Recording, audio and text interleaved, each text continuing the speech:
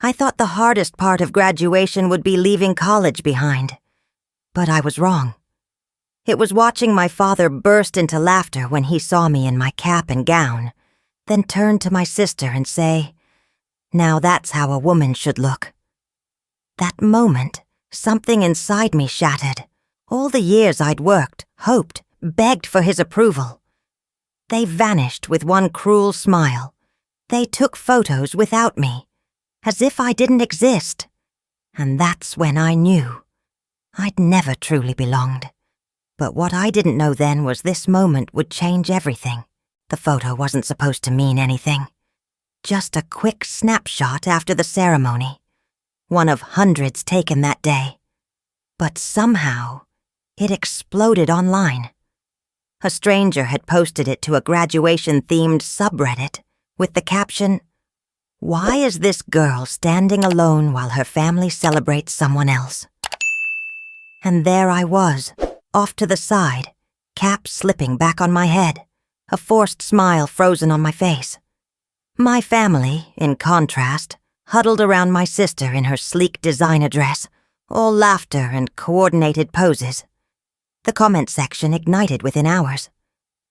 "Wait, isn't she the one graduating? Why is the sister center stage? Where's the dad? Oh, laughing at the grad?"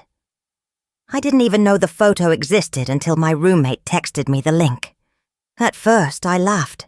It was absurd to see my life dissected by strangers. But then I read their words, and I realized, for the first time, people saw it too. It wasn't just in my head. I wasn't imagining the way I was sidelined, dimmed, until I barely cast a shadow in my own life. It wasn't the first time something like that had happened. It was just the first time someone else noticed. That morning had started like every other milestone in my life. Too early, too quiet. I got ready alone in my dorm while my roommate left to join her cheering family. My phone buzzed once. Dad's text. "Be quick after the ceremony. Your sister has a dinner reservation at 6. No congratulations. No pride. I should have been used to it. But it still stung when I saw them afterward. Dad's first words weren't, "I'm proud of you." They weren't even, "You did it." He looked at me, my ill-fitting gown, my wind-blown hair, and snorted. "That thing makes you look like a wizard from a low-budget movie." Then he turned to Anna, my sister, and said, "Now that's elegance." I remember feeling my breath catch, like I'd been slapped. And then, like I always did, I smiled. For the camera, for the illusion, for survival. They took a few pictures with me, quick, perfunctory. Then more with Anna. Dozens more. I stood there holding the edge of my diploma like it was a paper shield. No one asked if I wanted to eat. No one asked if I wanted to celebrate. They had a table reserved. For her. The post went viral overnight. People I didn't know tagged me on TikTok edits of the photo, pairing it with dramatic music and text overlays like, "Some families only love the golden child." Some were funny. Some were devastating. All of them were more validating than anything my family had ever said. That night, I lay in bed staring at the ceiling, asking the same silent question over and over again. Was I ever really part of this family? But maybe the better question was, when did I start accepting that I wasn't? Memories began surfacing like bruises on skin, slow and sore. My 10th birthday. No cake, because Anna had a violin recital that day. Christmas, in 11th grade. No gift from Dad, just a casual, "You're getting too old for this." My acceptance letter to college. Ignored completely because Anna had landed an internship in D.C. I remembered once writing a poem in middle school titled "The Ghost Child." I showed it to Mom. She read it in silence, then tucked it into a drawer. She never brought it up again. It was that memory that led me to dig through the attic boxes, The next weekend, when I went home to return my gown, I found the drawer, and I found the poem. Still there, slightly yellowed, folded once. Beneath it, I found something else. A letter. Unfinished. Mom's handwriting. To my daughter, I'm sorry. Not just for what you feel now, but for all the moments I wasn't strong enough to defend you. I see it. I see the way you shrink. I see the way he dismisses you. And I am so sorry. I let it happen. It ended abruptly, the ink trailing off mid-sentence. I sat there on the dusty floor, that letter clutched in my hand, and I didn't know whether to cry or scream. I had spent years convincing myself I was overreacting, that I needed to try harder, smile more, be less sensitive. But that letter, it told me I wasn't wrong. Someone had seen me. Someone had tried to say something. And if that letter existed, what else did? I kept digging, and then I found it. A photo album. Except instead of family memories, it held something else entirely. Newspaper clippings, a hospital bracelet, a document with a name I didn't recognize. It was the moment everything shifted. The night after I found the letter, I couldn't sleep. My thoughts looped like static. My mom's unfinished apology, the photo album, the silence that had been my reality for so long. I needed a place to put it all, somewhere it wouldn't disappear like every conversation I tried to start in real life. So, I opened a new TikTok account and gave it a name, Daughter in the Dark. I didn't show my face. I didn't use my real voice. I wrote scripts and ran them through a text-to-speech filter. I told stories, not as Emily, but as Eliza, a fictional girl with a family that always overlooked her, mocked her, loved her sister more, and made her feel like a guest in her own life. Every detail was real but dressed in the comfort of fiction.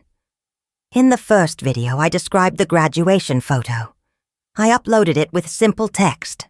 POV, you graduated college, but your family only came to take pictures with your sister. The sound I used was slow and melancholic, one that people always paired with heartbreak. I figured maybe a few people would relate. I didn't expect 20,000 likes overnight. The comment section was filled with strangers telling their own stories.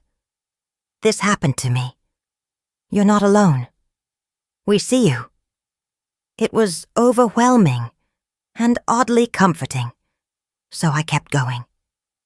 Each video told a little more of Eliza's life, the forgotten birthdays, the empty chairs at school recitals, the way her father only ever said her name when correcting her. People began to follow, not just for the content, but because they recognized themselves in her. Then I posted the video that changed everything. It was just audio. No visuals, just words typed out against a black screen. He laughed. I was on the floor, shaking, dizzy, my chest tight. I told him I hadn't slept in 3 days because of exams. He laughed and said, "Maybe if you were more like your sister, you wouldn't panic over every little thing." I added a caption, POV, you faint from stress and your father jokes about it. 3 million views, 500,000 likes, thousands of comments, and 1 DM. It was short. Is this about our family? I stared at the username. My sister. My heart dropped. She had seen it. I didn't reply. I closed the app and sat in silence, heart pounding. The anonymity had been my safety net. But now, the lines between Emily and Eliza were blurring. The next morning, my father called. No hello, no small talk. "What the hell are you doing?" I said nothing. "You think it's funny airing dirty laundry on the internet? You want to make us look like monsters?" Still, I said nothing. "Answer me, Emily." "What part wasn't true?" I asked quietly. He hung up. Minutes later, a text from my sister. "You always needed attention. Guess the internet gives it to you now. Congrats on your pity party. And then, silence from Mum. The worst silence of all. I knew I could stop. I could delete the account, pretend none of it happened. I could shrink again, the way I'd been trained to. But something inside me said no. That night, I made another video. But this time, no text-to-speech. Just me, my voice, my face, my name. My name is Emily. And yes, these stories are about me. I didn't tell them to hurt anyone. I told them because silence nearly killed me. I told them because I know I'm not the only one. And if you're watching this, and you feel like Eliza, I want you to know you're real. Your pain is real. And you're allowed to speak. It wasn't angry. It wasn't revenge. It was truth. I turned off the comments. I didn't need anyone else's voice in that moment. Later, I logged into a Discord group for creatives I'd joined a few months back. One of the members, a girl named Zoe, messaged me privately. I saw your video, not the TikToks. The one where you said your name. That was brave. We talked for hours. She didn't ask questions that made me feel exposed. She didn't tell me to forgive or forget. She just listened. When I told her I felt like a ghost, she said, "Then maybe it's time you start haunting people with your truth." It was the first time I felt heard, really heard, without explanation or justification. And that night, I finally slept. The test was supposed to give me peace of mind, a final push to silence the gnawing feeling that had followed me since the letter. I didn't expect it to say what I already suspected. But it did. He wasn't my father. At least, not biologically. I stared at the results, the numbers, the percentages that made everything. Every cruel joke, every look of disappointment. Makes sense. Suddenly, the things that used to feel irrational now had logic behind them. Cold, brutal logic. When I confronted my mother, she didn't deny it. She sat down at the kitchen table like she'd been expecting this day. "I was 19, she began. "It wasn't love. It wasn't even a relationship." My hands curled around the edge of the table, trying to stay grounded. He was older, powerful. It was complicated. I was scared. I didn't tell anyone. And then you came along. She looked at me like she wanted to reach for my hand, but didn't dare. "I was going to raise you alone." But then I met Richard. He offered stability, a name. He promised we'd pretend you were his. "Pretend," I echoed bitterly. "He agreed to raise you, but—" Her voice cracked. "He never really wanted to. He did it for appearances, for the reputation." I felt a sick twist in my stomach. My life, the rejection, the absence of warmth, wasn't just emotional negligence. It was premeditated, a performance, a role he played, poorly, for the sake of image. "Why didn't you tell me?" "Because I thought I could protect you from it," she whispered. "But I didn't protect you from him, did I?" I stood, not ready to forgive, not ready to scream either. Somewhere in between. But as I turned to walk away, she called after me. "There's something else, Emily. Something I've never told anyone." I didn't stop. I wasn't ready for more truths. Not yet. Back in my apartment, I did the only thing that had ever made sense. I wrote. But not in the shadows this time. No text-to-speech, no pseudonym. I started a web novel, published under my real name. Fiction. But only just. I gave the main character a new name, a new city. But the pain was mine. I told the story of a girl raised in a house of mirrors, where love was conditional and silence was the family heirloom. It started slow. A few reads, a few kind comments. But then someone shared a chapter on Book Talk. Then another, and another. Suddenly, Thousands were reading, sharing, crying. They called it raw, honest, brave. But I wasn't sure bravery was the right word. It felt more like bleeding in public. I kept writing, even when it hurt, especially when it hurt. Because each chapter peeled something off of me, a layer I'd buried under years of smiling, nodding, staying quiet. And yet, the more I wrote to forget, the more I remembered. Like the one time, just once, when he held me.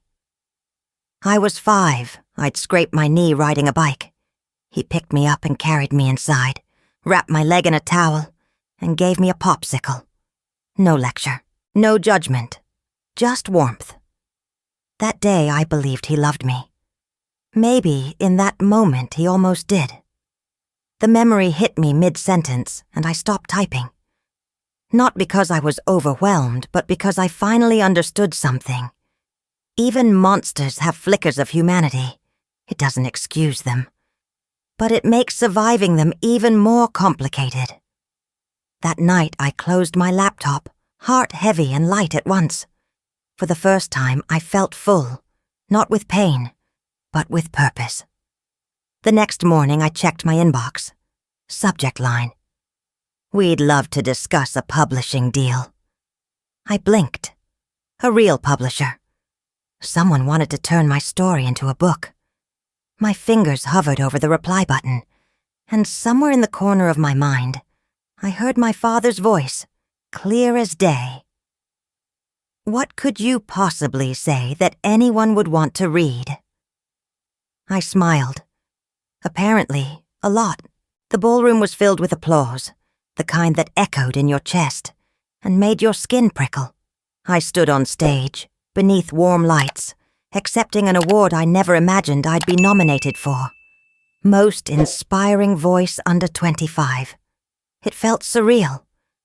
Like I was watching someone else stand there, someone braver, someone whole. They handed me the mic. Cameras flashed. I took a breath. "I never intended to become a voice for anyone," I began. But silence made me sick. So I started writing. Not because I wanted revenge, but because I wanted to exist. The crowd stilled. I wrote about a girl who never got picked first, who stood on the edges of every family photo, whose father looked at her like a burden and not a blessing. I didn't name names. I didn't need to, because too many of us know that girl. Too many of us are that girl. There were sniffles in the audience, eyes shining. I hadn't rehearsed it that way. I just let the truth fall out, clean and sharp. I stepped off stage to a standing ovation. By the time I got back to my hotel room, the speech had already gone viral. Someone had clipped it and posted it with the caption, "She said everything I couldn't." I collapsed on the bed, heart thudding, emotions blurred between pride and fear. I knew what was coming, and I wasn't wrong. My phone lit up. Family group chat. "Emily, what the hell is this?" Then my father. "I didn't raise a daughter who spits on the hand that fed her." And then the crown jewel. "I didn't birth a traitor." I stared at the screen. Birth, not raise. It was the first time he said it out loud. Confirmation, not just of his rejection, but of the space he'd always held between us. I exited the chat, not with tears, with clarity. In the days that followed, reporters started digging. They always do. And one of them found it. A home video from years ago, posted briefly to a forgotten YouTube channel, then taken down. Someone had saved it. It showed me at 16, sitting on the kitchen floor, sobbing with a rejection letter in my hand. My father hovered nearby, face twisted in disdain. "No wonder you didn't get it," he barked. "You cry over everything. No drive, no spine. Be more like your sister." The video ended with me flinching as he slammed a drawer shut. It was grainy but real. And now, public. Suddenly, everything I'd said on stage had proof. People rallied. Others condemned him. Messages flooded in. Support, outrage, grief. But I didn't feel triumphant. I felt hollow. I hadn't wanted a war. I just wanted to be free. But freedom, it seemed, came with casualties. I deactivated my socials for a week, cancelled a few interviews, turned down a book signing. One grey afternoon, I went back to my high school. I told myself I was just driving by, but I ended up parking, walking the cracked sidewalk, passing familiar walls painted with fading murals. And then I saw her. Miss Carter. My English teacher. She looked the same. Kind, tired, fiercely soft. She recognized me instantly, pulled me into a hug without asking. "You've done something remarkable," she said. I shook my head. "It doesn't feel that way." We sat on a bench outside the old library. "Everyone wants to be loved by their parents," I whispered. "No award changes that." She nodded quiet. "But love isn't always recognition," she said. "Sometimes it's survival. And surviving, that's enough." I didn't reply, just sat there, letting the breeze pass between us like a bomb. Later that evening, I opened my email again. A message from a girl in Montana. She wrote, "My dad says I'm worthless. Your speech made me feel seen for the first time. Thank you." And just like that, I remembered why I started. It was never about being accepted by them. It was about never disappearing again. Therapy wasn't something I thought I needed. At least, not until the noise became too much. Even the good kind. Praise, attention, validation. They all felt like shouting into a tunnel. I still couldn't hear myself. The therapist's office smelled like lavender and old books. There were no couches to lie on, just two chairs facing each other, a small table in between, and tissues within easy reach. I didn't use them at first. I kept my hands folded in my lap, my words clipped and clean. On our third session, she said, "Let's try something different. I want you to write a letter to the youngest version of yourself you can remember." I laughed. "Like, what? An apology?" "Whatever you need her to hear." I went home that night and stared at a blank sheet of paper for 20 minutes. Then I wrote, "Dear little me, you were never invisible. They just refused to look. And that's not your fault." I wrote, cried, crumpled it up, started again, then again. Every version said something new. Anger, grief, hope. Then one day, love. I realized I had been trying to earn something from them that I'd never once given myself. That shift changed everything. I started saying no to interviews that didn't feel right, yes to ones that did. I chose rest without guilt. I went to the bookstore alone, spent hours wandering the aisles. I learned how to take up space, even if no one was clapping. Then came the invitation. A literary conference in Boston. Panel on truth and transformation in memoir. I was asked to speak. I almost declined, until I saw the list of speakers. One name stood out, Jonathan Rains, a quiet legend in the writing world, reclusive, poetic, deeply respected. Also, the name I'd seen in the documents buried in the attic. I sat in the audience during his keynote, heart pounding. His voice was warm, steady. Nothing like I'd imagined, but somehow exactly what I needed it to be. He spoke about stories that get buried, about characters that reflect what we can't say out loud, about writing as a way of surviving what others won't let us feel. Afterward, I waited.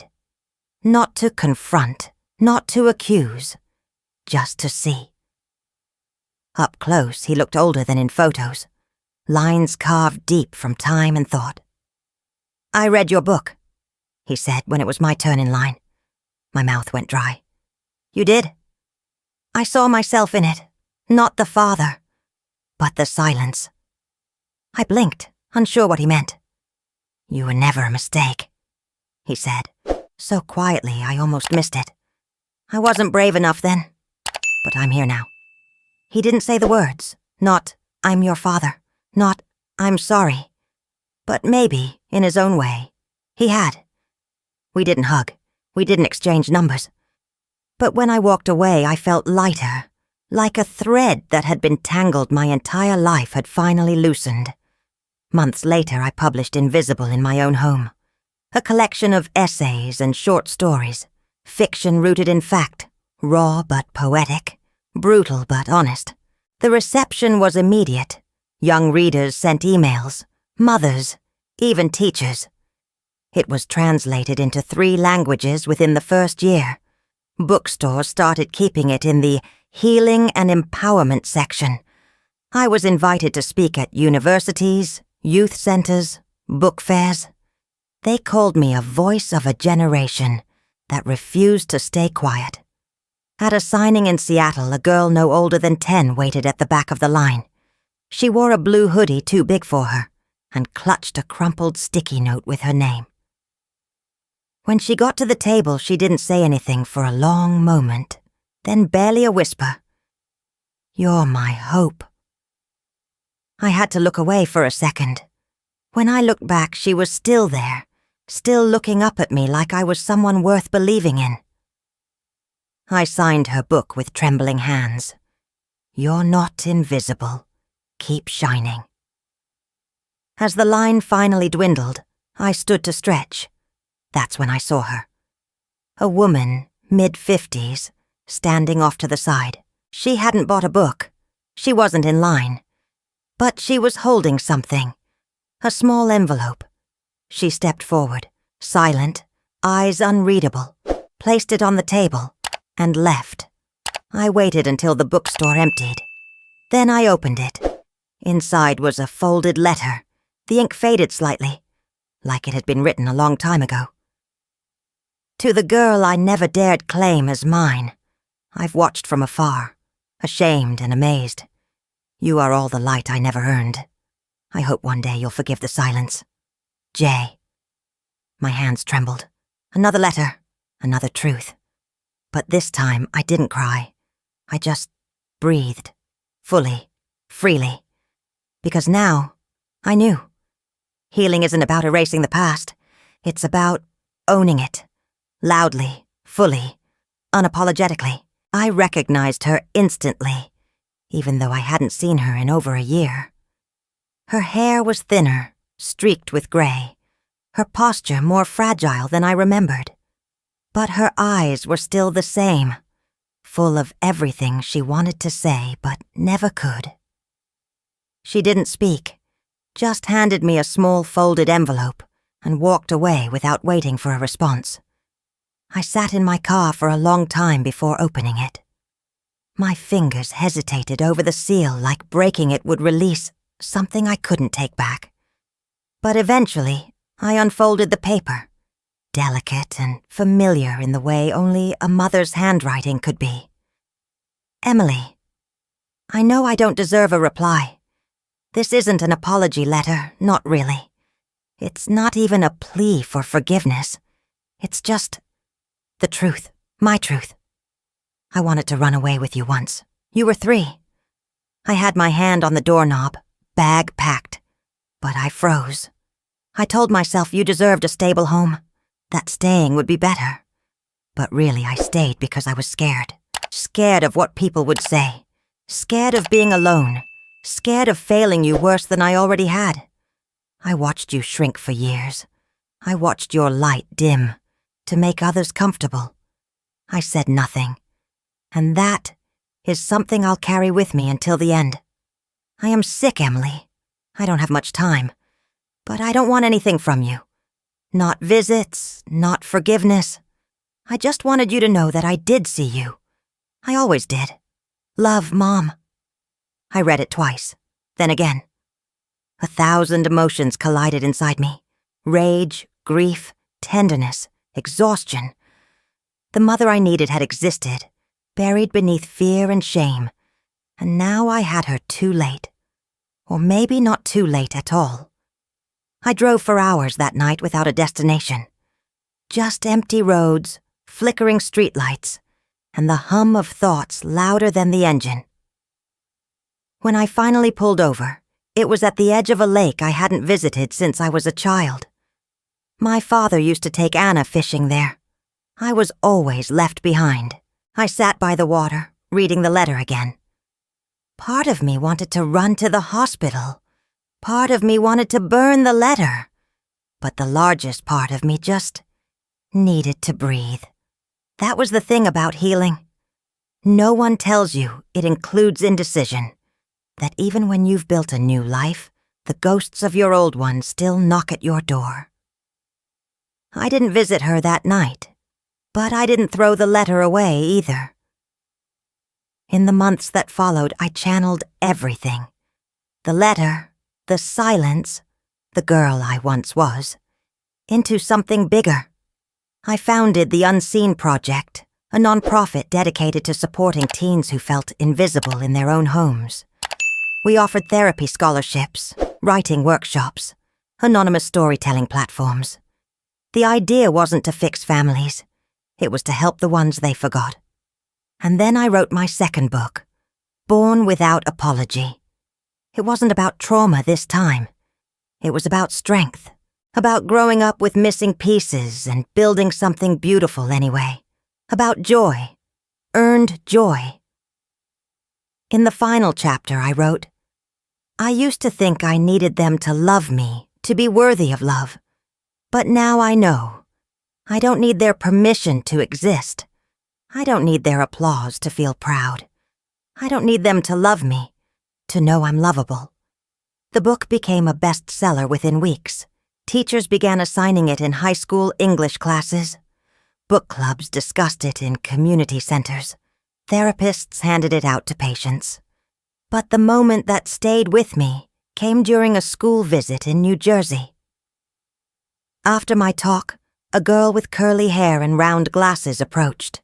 She didn't say anything at first, just handed me a folded piece of notebook paper, cheeks flushed pink. I waited until I got back to my hotel to read it. Dear Emily, I don't know what to say except thank you. Your book felt like it was written about me. My parents barely see me, but when I read your words, I felt seen. If I were your daughter, I would be so proud of you. Love, Maya, 12. I sat on the edge of the bed, the letter in my lap, heart stretched wide and aching. That night I replied to my mother, not in anger, not even with forgiveness. Just this. I see you too. Thank you for finally speaking. I'm still figuring it out, but I'm okay. I don't know if she ever read it. I never got a response. But for once, I didn't need one. Some stories don't end with closure. They end with continuation. Not doors closed, but windows opened. Not apologies given, but voices reclaimed. I was no longer the girl in the background of the family photo. I was the one holding the camera now.